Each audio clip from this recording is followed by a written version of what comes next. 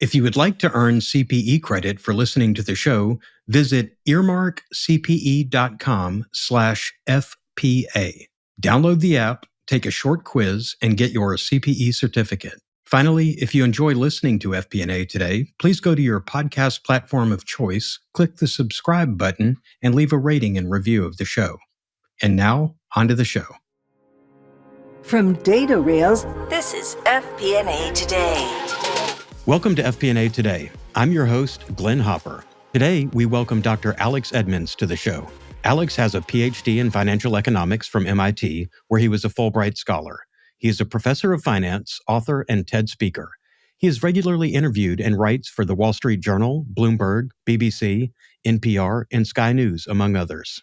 He was previously a tenured professor at Wharton and an investment banker at Morgan Stanley. In this episode, we talked to Alex about his new book, May Contain Lies: How Stories, Statistics, and Studies Exploit Our Biases and What We Can Do About It. He is also a co-author of the classic textbook, Principles of Corporate Finance, and top business book, which was his first book, Grow the Pie: How Great Companies Deliver Both Purpose and Profit. His TED Talk on what to trust in a post-truth world has been viewed nearly 2 million times. Alex is a fascinating business leader and academic, and we're excited to have him on the show today. So Alex, welcome to the show. Thanks so much, Glenn, for having me on. Yeah, fascinating background, and I covered a lot of it in the intro, but kind of in your own words, walk me through your career and how you got and books that you've put out, and tell me about your background and where you are and where your passions are today. So I studied economics and management at Oxford University, and I pursued a boring career, the career that everybody pursues if you do that degree, which was I went into the city. So I was an investment banker at Morgan Stanley for a couple of years. But then I did an unusual route. I left that to become an academic, to be a professor of finance. I did a PhD at MIT and then was a professor at Wharton before moving to LBS. So that is bizarre. So why would you give up this highly paid, prestigious job to be a poor academic? I actually liked my job at Morgan Stanley. So many people get beaten up and mistreated. And yeah, I did have to work long hours, but generally I thought I was working on interesting stuff. However, I would work on one company's problems at one time. So I remember when I completed my first deal, that was great. Right, the next day, the Financial Times front page was about that deal. But then the following day, it was on something else. And I thought, well, I've spent 7 months of my time on this one thing that affects that one company. Whereas as a professor, if you write a book or give a TED talk, that could be seen by millions of people. So the bandwidth of your impact could be much higher. And also what you might be contributing could be more timeless. So if you find, say, a link between social responsibility and profits, that could be true in 2025 as much as in 2011 when you first published the paper. So for that reason, I moved into academics, but I'm a rather unusual academic in that I don't like just doing research to sit in the library. I really like the implications for practice and a general audience, which is really why I'm really grateful to be on podcasts like this to address a practitioner audience. I do want to talk about your books. Your first book, I believe, was Grow the Pie, and that's how great companies deliver both purpose and profit. And I think that's an interesting approach. And I think you were a bit prophetic because I'm hearing more people talk about that today maybe than we have in the past, because, you know, the business school, what you learn there is, the goal of a company is to maximize shareholder value and just profit. But adding that purpose to there is a key element. And you are seeing more companies embrace this now. Can you walk us through that approach a little bit? Absolutely. So why did I choose to write that book? It was about the debate on purpose or profit. But I thought that this debate was rooted in the wrong paradigm. And what is that wrong paradigm? It's that word or. Purpose or profit. So on the one hand, you have people saying, well, the goal of a company is just to maximize profit. All of these purpose pressures, these are just woke. Let's not cave into them. That's why, at least in the US, there's some, let's say, supporters of big business who believe that these things are a distraction. But on the flip side, you have supporters of, say, society and the economy who argue that companies are evil and profits are evil. But I don't need to tell a finance audience that this is not true, right? How do companies make profits in the long term? By making great products, by treating their customers well, by having a great reputation for environmental preservation. So this is why the book is called Grow the Pie. So many people have a fixed pie mindset. The value that a company creates is given by a pie. that can be shared between investors in the form of profits and society in the form of fair wages, taxes, and prices. And if we think the pie is fixed, then purpose is at the expense of profit, because the greater slice you give to society, the less there is for investors. But I'm saying, no, the pie can be grown. And this is not just based on wishful thinking, but a lot of academic research is that if a company is delivering value to its society, if it's treating its employees well, investing in human capital, ultimately it will become more profitable. And I think this is really important, because some people view finance as the enemy of ESG, is because finance is so focused on the numbers, they will turn down ESG initiatives. Well, that might be true if you have a short-term focus on the numbers, but anybody with a long-term focus on the numbers realizes that these things might be actually complementary. If I was the CFO of a car company, would I want that car company to develop electric cars? Well, absolutely. Even if I don't care about climate change, I know that electric cars could be the future, and therefore I would be willing to allow these companies to invest in electric cars, not because it's woke, not because it's good for the environment. Yes, at the end of the day, I need to make money, but these things can be a route towards making money. So I wanted to change the narrative, the divisive debate between purpose and profit, and say in many cases, ESG can be beneficial for the company's long-term performance. ESG is such a complicated area right now for finance taking on, and just the nuts and bolts of doing it and the regulation around it. Do you see the dictated ESG working, or is it more, it's not just checking a box? How much is incumbent on the companies themselves to really lean in and have that purpose versus just checking the box of going through and ESG compliance? I absolutely agree with you, Glenn, is that ESG should not be a compliance exercise. It should be something that you do because fundamentally you believe it will improve long-term financial performance. So I give this following example. So let's be concrete and give some real-world examples. So in 2007, Vodafone, which is a UK telecoms company, it launched M-Pesa, which is a mobile money service in Kenya.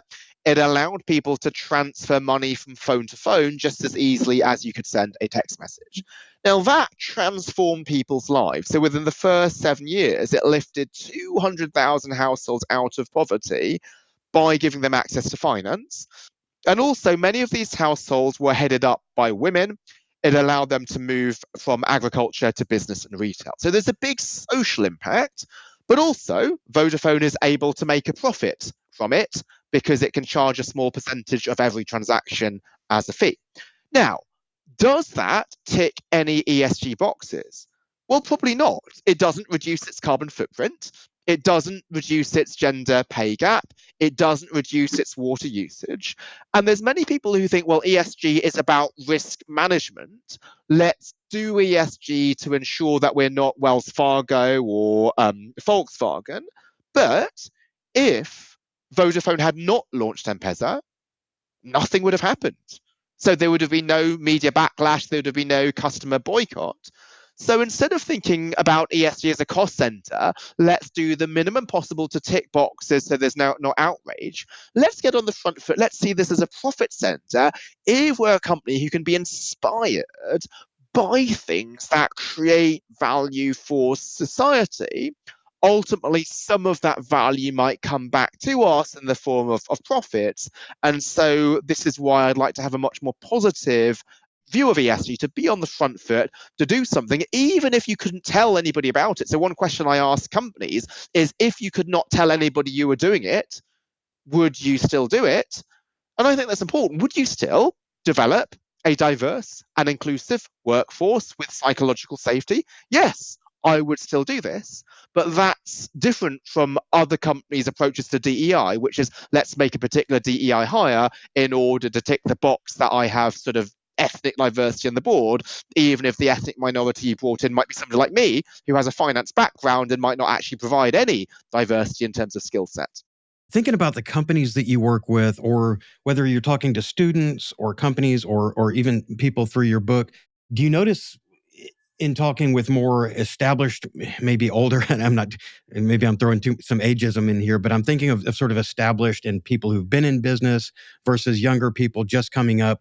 studying this right now, the receptiveness to it. The reason for this question is I feel like the more you get set in a way of doing business where if you really, and especially in finance, it's so hard to keep that broad view because you can get so focused on, these are our ratios that we've got to hit and these are the numbers we've got to hit. And when you throw in, especially when it comes in through the door of this is a requirement, not a company culture, I wonder if it's hard for existing companies to shift more towards that mindset. And then conversely, if you're seeing people, maybe, students who haven't gone out into the business world yet, if you're seeing them more receptive to it and they're kind of carrying this with them as an ideal before they even enter the workforce. Lots of great layers to that question, Glenn. Yeah. So let me try and unpack them. So first, can a company shift its view of that company's been there for a while? And so this is why a lot of my research has been trying to show that it's in your own interest as a company to embrace sustainability. So I come to this problem as a finance professor, as an ex-investment banker who understands the need to generate profit.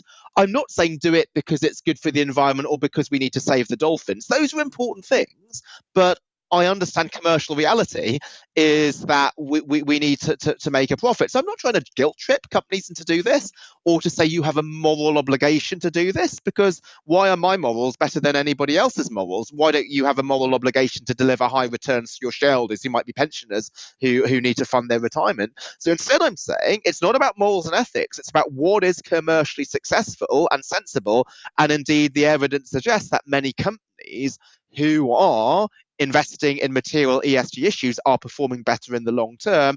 And so that's what I would say to established firms. And we do see a movement in this direction. And the people I speak to mostly are finance people, given my background, who many people would accuse as being the enemy of sustainability, but that's unfair. Many of them are not. They are embracing this. Now, you asked this generational question, and it certainly is true that the current generation of students is much more receptive. So when I started as a professor at Wharton in 2007, if I was to speak about sustainability or purpose, probably students would have laughed their way out of the room and said, why do we have this person here teaching us big business? Nowadays, there's a lot of excitement, but I think that excitement sometimes can be too far the other way, which is people focus only or predominantly about the ESG of a company and forgetting about the nuts and bolts. So if you are a company, provide a great product, have great customer service, and that to me, I care about much more than how many charitable donations you gave. Right? If I'm taking a plane, let's make sure that the planes are flying on time, that there's good customer service, and that when I call them, somebody picks up. Sometimes people will focus on the composition of the board and issues such as that, which, unless it directly feeds through into decisions that affect customers, might not be as relevant. So one of my influential articles from a couple of years ago was called The End of ESG. And you might think, oh, that's crazy. How can someone like Alex write an article called The End of ESG because he's an ESG advocate?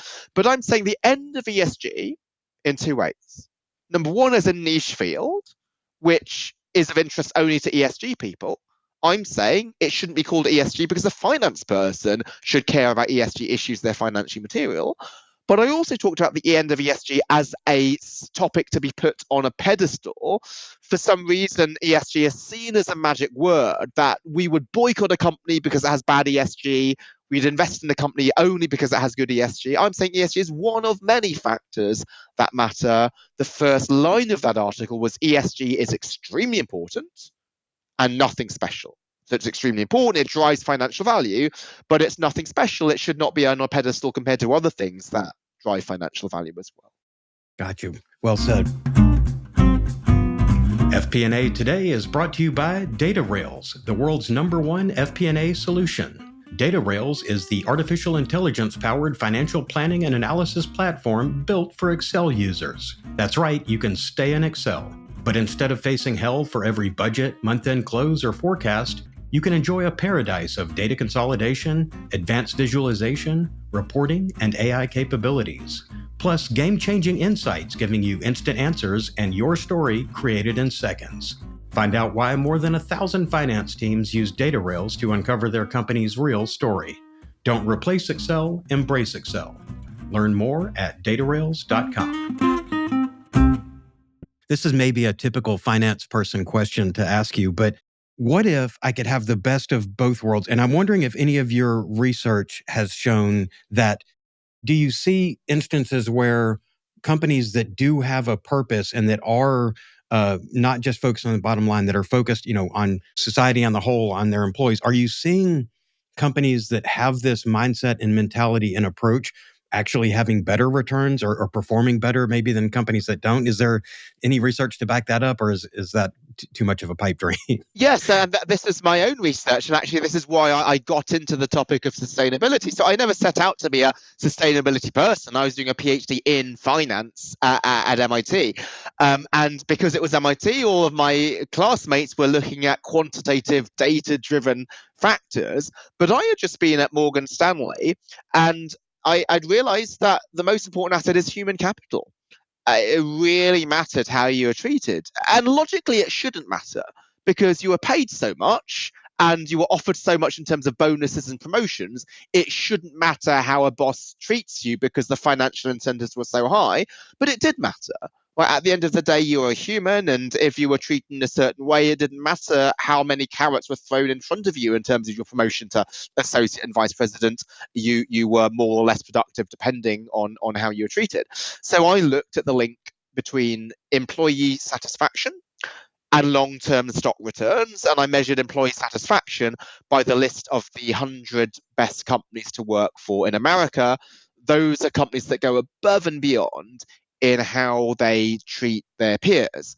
And what I found was that over a 28-year period, from 1984 to 2011, so it importantly included things like the internet bubble crash, the financial crisis, I found that these companies beat their peers by 2.3 to 3.8% per year over a 28-year period. That's 89 to 184% compounded. So simply put, companies that treat their workers better, they're not just fluffy, they're not just woke, they are being sensible, they're investing in their most important asset. And as we know, correlation does not imply causation. So I had to do a lot of other tests to show that it's employee satisfaction that causes better financial performance rather than better financial performance, allowing a company to invest in its employees. And so that's something that's one of many studies in the Grow the Pie book, but it is really important to have empirical research behind this. And that's why that's my day job as a finance professor, is to do research. Otherwise, if this idea was based on a couple of hand-picked, cherry-picked examples, then there would not be some data behind it. Data, that brings me to your newest book, and I'm excited to talk about this one. May Contain Lies: How Stories, Statistics, and Studies Exploit Our Biases and What We Can Do About It. Because I think we are, in finance and the rest of the world, we're drowning in data right now. And I think finance people in particular, it used to just be, this concept of you run the numbers, report the numbers, and you're the unbiased reporter. But really, we all have our own biases, and we also all have a story we're telling. And in finance and FP&A right now, there's a lot of talk about we are storytellers. So it's not just make this bar chart, make this histogram. We are actually, we're trying to convey a message, and that's where we're adding value. So I think that, there's the old quote about lies, damn lies, and statistics. And you can, just like in editorializing in newspaper by the stories that you choose to run, you can editorialize in your reporting around by just the numbers that you choose to present to sort of craft your story. So there's sort of positives and negatives to the storytelling side. But tell me the background of the book and why you thought it was important to write this right now. Well, thanks very much for asking about that book. So as I mentioned at the start, somewhat unusually as a professor, I really like to speak to a real world audience. And so I would often present the findings of research to investors or executives or policymakers. And what I found was how people would respond to that message depended on whether they liked the message, not whether the evidence behind it was accurate. So if there was an academic study showing something they liked, they would say, oh, this is the world's best evidence. And if it was a study that people don't like, they would dismiss it as being just academic research, which has no relevance to the real world. So then I thought, well, this is a problem, is that we are blindsiding ourselves. If we only look at stuff that we agree with, then this might be blinding us to more important issues. So again, let me give a concrete example. So there's loads of studies out there claiming that demographic diversity improves financial performance. So Harvard Business Review publishes articles on this. McKinsey publishes studies claiming that, if you just increase the gender or ethnic mix of your boardroom, profits will shoot up. And this is something that I, as an ethnic minority, I would love to be true, but actually the evidence is really weak. They make some of the most basic errors. Just to give an example of how basic an error is, so what McKinsey does is they relate financial performance in 2017 to 2021 to diversity in 2022. So if anything, it's financial performance leads to diversity, not diversity leading to financial performance, but they're obviously going to sell that latter story because that's what goes with the times. And we know that correlation is not causation deep down, but if we like the story being paraded, we accept it uncritically. And so why does this matter for a person in a finance function? Right? We are always trying to do things that improve the financial performance of the companies that we run. And there's so many studies out there claiming X improves financial performance, so let's do more of X. But a lot of these studies are actually very, very weak, but because they prey on confirmation bias, they suggest doing good things like demographic diversity, that's something that helps you, then we accept it uncritically. And you might think, well, I don't want to argue against this because I would be said to be anti-diversity if I was to say, well, there's problems in this study. But why I think it's really important to be careful about the data is for the following reason. So what my own research suggests is diversity does improve financial performance, but it's not demographic diversity, but it's cognitive diversity. It's the diversity of thinking.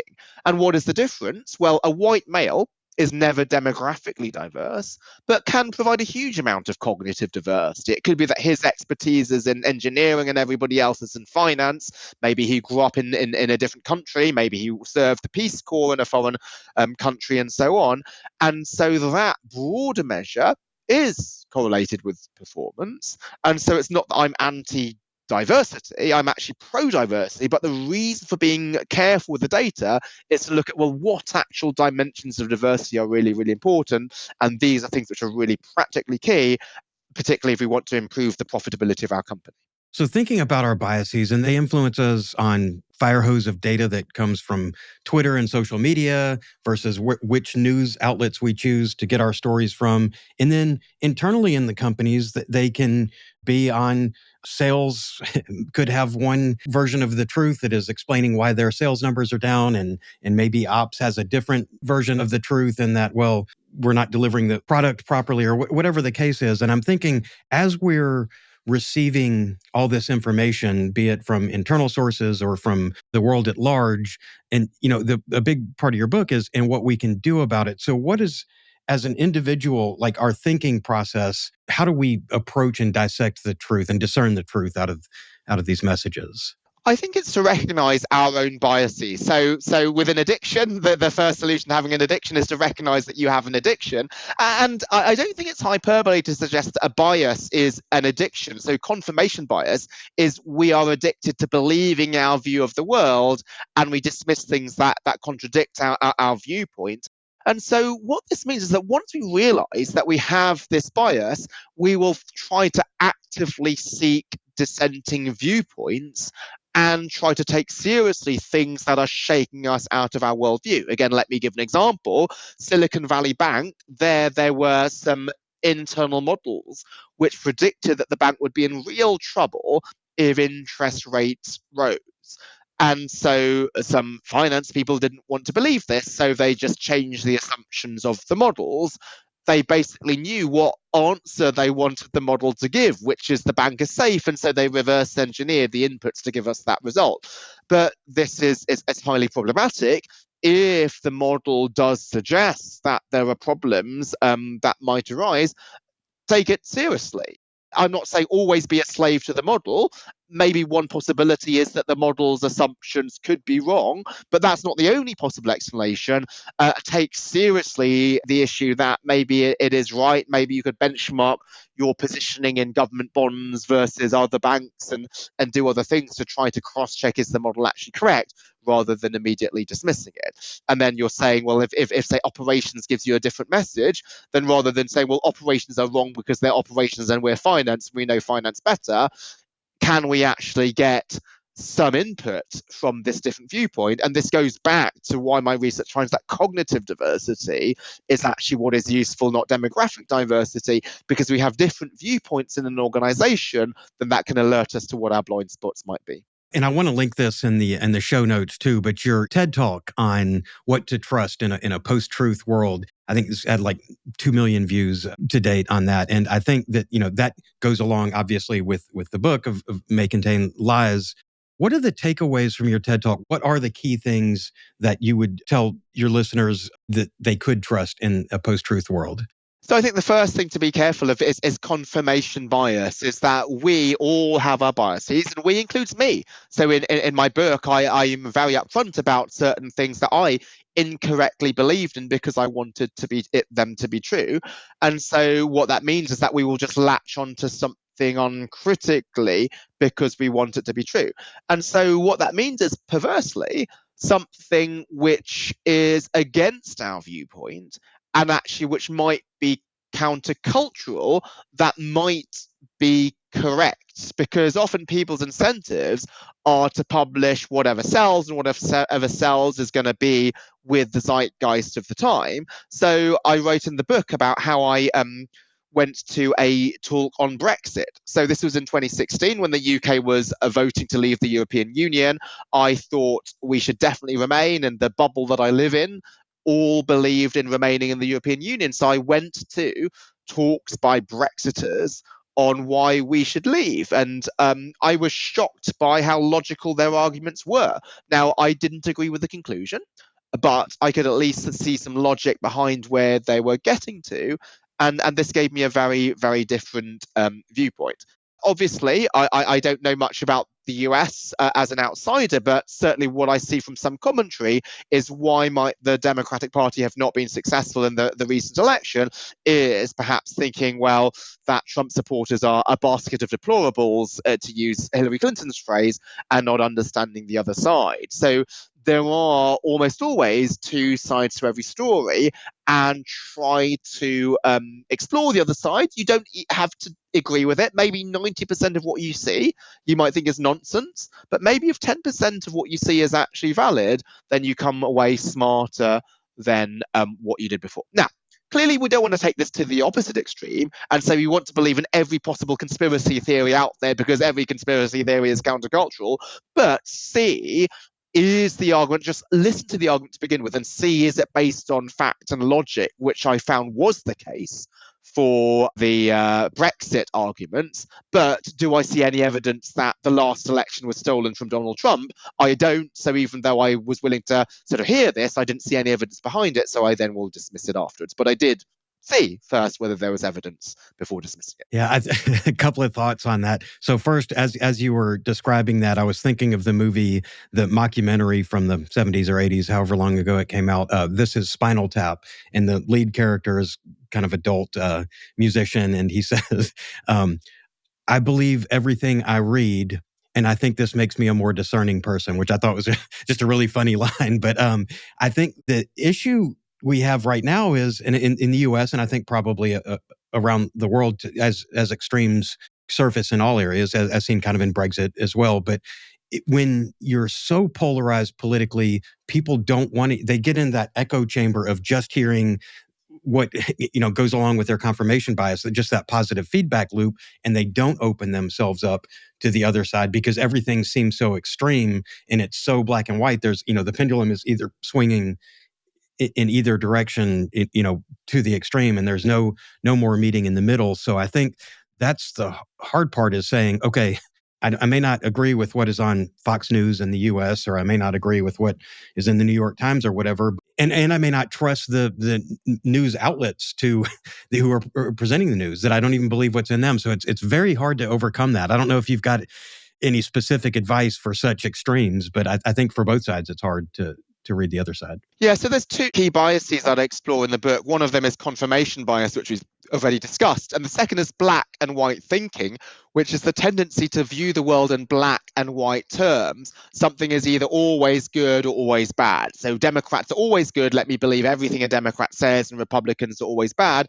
But in the real world, there are shades of grey. And I want these issues are really complex. If improving financial performance was as easy as put more ethnic minorities on the board, then everybody would do it, and any company without a diverse board would underperform and go out of business. But things are much more complex. And often people see things in such black and white terms, and anybody who even was to raise a concern about the issue with the diversity evidence is labeled as a racist or a sexist, when we could be after the same goal, but realize that actually we want to not reduce a person to their gender and ethnicity. There's so many other things about a person which we want to take into account, such as their background. On something like net zero and climate change, we think this is black and white. The world will blow up if we don't address climate change. But there are other issues out there. So I'm a member of the World Economic Forum Global Future Council. At our recent meetings in Dubai, we were discussing a just transition. And then a woman got up and she said, I am from Africa. In Africa, 600 million citizens do not have access to electricity. You Westerners are speaking about a just transition, but 600 million of my fellow citizens have nothing to transition from. And so to us, net zero is black and white, right? We want to combat climate change. Should there even be any other thing we care about? And the answer is yes.